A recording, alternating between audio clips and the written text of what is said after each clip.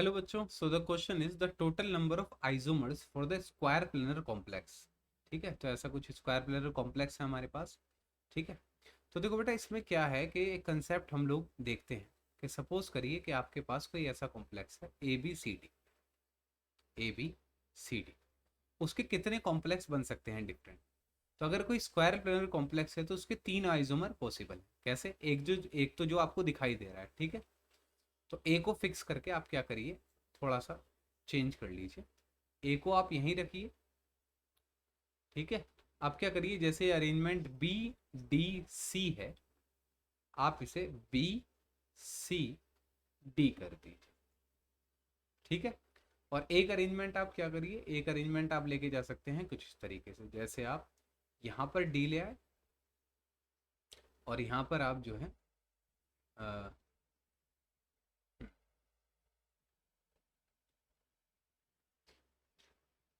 ये ले, ऐसा कुछ, ठीक है।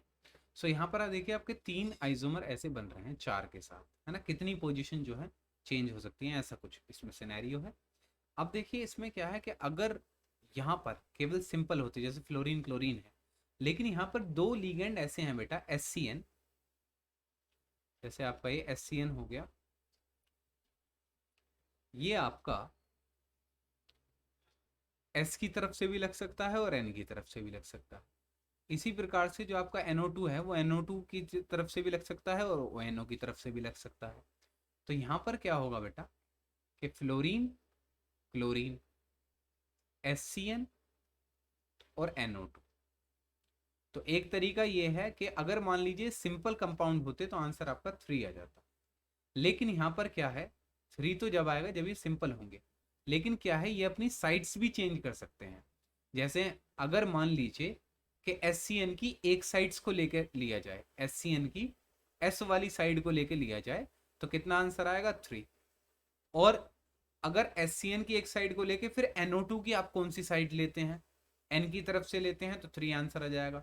फिर आप NO2 की ऑक्सीजन वाली साइड से ले लेते हैं, सल्फर की S वाली साइड लेके, तो फिर आंसर आपका 3 और आ जाएगा। तो इसी प्रकार से 2 तो कॉम्बिनेशन बनेगा SCN की तरफ से और दो साइड्स होंगी इसकी। तो टोटल जो आपके आइसोमर बनेंगे वो बनेंगे बेटा 12।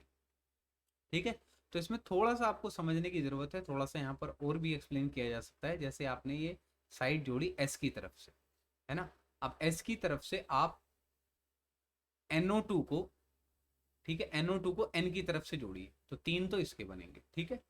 अब आप क्या करिए कि SCN को SCN रहने दीजिए और NO2 को ONO की तरफ से जोड़िए, तो 3 आपके ये बन जाएंगे। फिर आप क्या करिए कि NO2 को N की तरफ से जोड़िए, ठीक है, और SCN को NCS की तरफ से जोड़िए, तो 3 आपके ये बन जाएंगे, ठीक है। और क्या करिए, NO2 को ऐसे ही रखिए, और एक सेकेंड, NCS को ऐसे ही रखिए, है ना।